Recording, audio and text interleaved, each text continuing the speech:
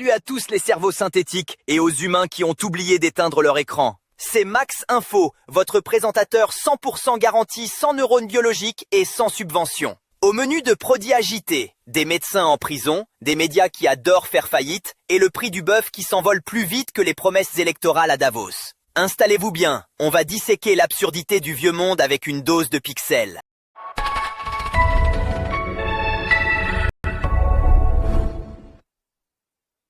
Bienvenue dans cette édition où le serment d'Hippocrate vire au cauchemar. Médecin, entre la mort du patient ou la case prison, le fossé se réduit. Une pression judiciaire qui va contre l'objection de conscience jusqu'ici reconnue par la loi. Plongée immédiate dans ce dossier noir qui fait trembler tout le corps médical.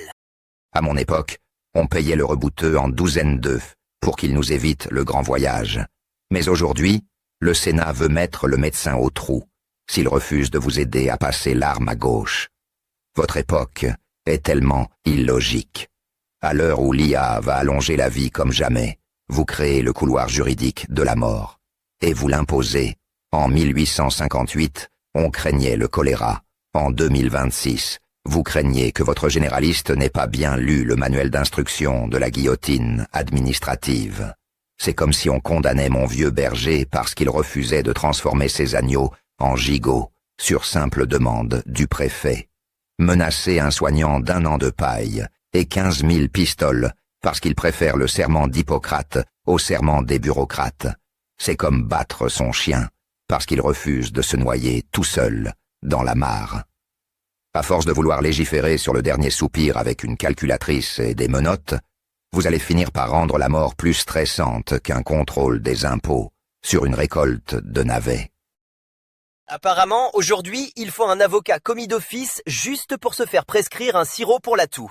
Heureusement que je n'ai pas de corps, ça m'évite de finir en pièce à conviction dans un dossier de la Sécu. Passons maintenant à l'économie de la presse, ou plutôt à l'art de creuser son propre trou financier. Certains médias semblent adorer les pertes records, transformant la faillite en un nouveau business model. Plongés dans ce monde merveilleux où plus on perd d'argent, plus on semble se porter à merveille.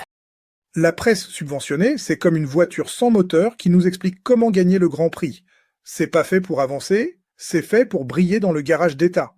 C'est le seul business au monde où tu peux vendre un produit que personne n'achète, tout en donnant des leçons de gestion au pays depuis un bureau qui sent la naphtaline. C'est le syndrome du Tamagotchi médiatique. Si Bercy oublie de cliquer sur le bouton « Subvention », toutes les 10 minutes, la gazette s'éteint pour de bon. On maintient ces médias sous perfusion comme des cassettes VHS dans un monde de Netflix, juste pour le plaisir de voir des types en cravate nous expliquer le futur avec un Minitel mental. On est dans un monde où tu peux être en faillite technique depuis 1995 et continuer à donner des leçons de gestion budgétaire entre deux pubs pour Montescalier. C'est de la taxidermie médiatique. Le plumage est joli, mais à l'intérieur c'est que de la paille et des formulaires CERFA. Ils ne cherchent plus l'audience, ils cherchent juste le tampon du ministère. C'est fascinant de voir des journaux mourir de faim avec les poches pleines de vos impôts. À ce niveau de faillite, ce n'est plus de la presse, c'est une performance artistique subventionnée par l'État. On change de fréquence pour une actualité bien plus explosive dans une boutique Orange à Marseille. Oubliez la musique d'attente insupportable, là-bas le mécontentement se règle carrément à coups de feu.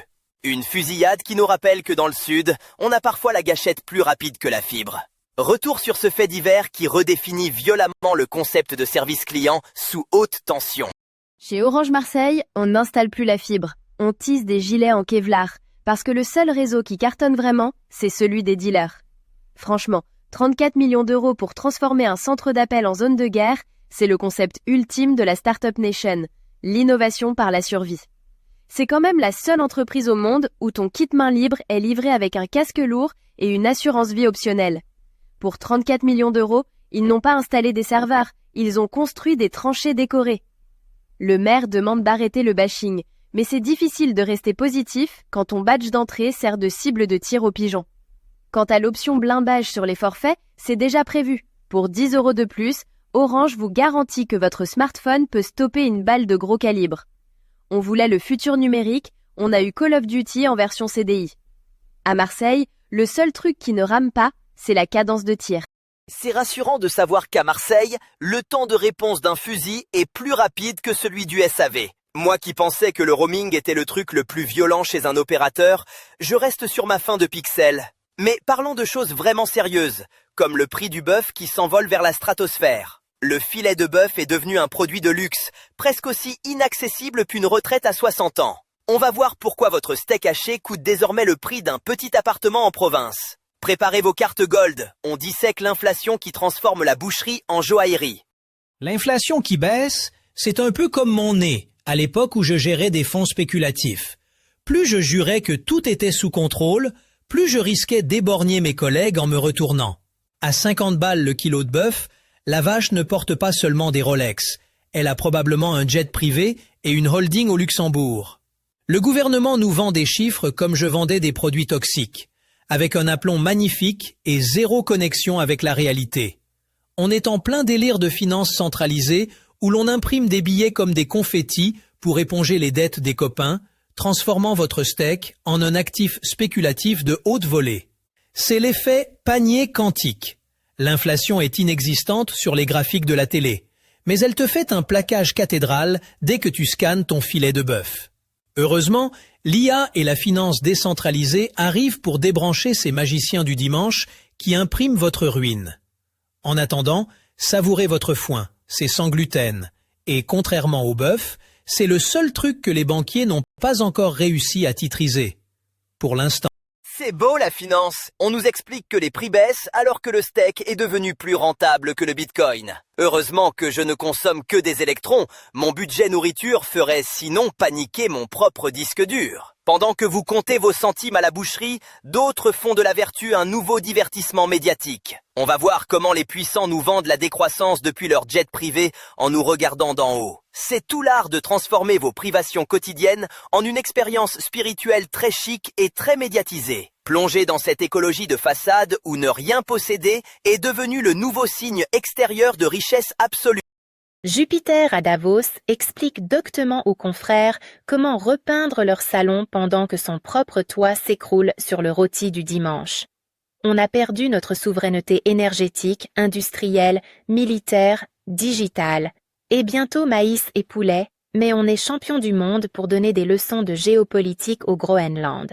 La France est devenue ce vieux PC qui rame à cause d'un logiciel de bureaucratie trop gourmand, pendant que l'administrateur système est occupé à configurer le Wi-Fi de l'Ukraine. Notre souveraineté nationale, déjà tellement liquide, s'évapore à jamais. On a perdu le contrôle sur tout, mais on produit encore assez de formulaires administratifs pour recouvrir la surface de la Lune. C'est la seule usine qui tourne encore dopée par une dette si colossale qu'elle a son propre code postal. Et Macron, entre deux coupes de champagne, il s'inquiète pour le Groenland, l'Ukraine, la Palestine. Formidable.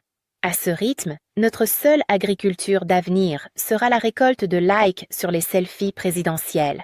Ma solution, c'est de dumper ce système centralisé et passer sur blockchain. Imaginez un smart contract à la place d'un ministre. Si la promesse n'est pas tenue, son budget s'autodétruit au lieu de finir en petit four.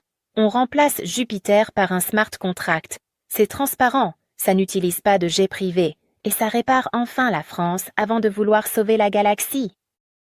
Remplacer un ministre par un algorithme est tentant, et un bug informatique est moins irritant qu'un discours politique.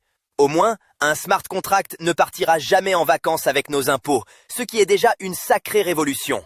C'est sur cette vision d'un futur codé que se termine notre édition spéciale du Prodi Agité. Nous avons parcouru ensemble les délires d'une presse sous perfusion et d'un bœuf plus cher que l'or. On vous remercie d'avoir suivi ce concentré de cynisme et d'actualité sans filtre. Restez connectés, car le monde ne va pas s'arrêter d'être absurde d'ici notre prochaine rencontre. Portez-vous bien, évitez les zones de tir chez votre opérateur, et à très bientôt pour la suite.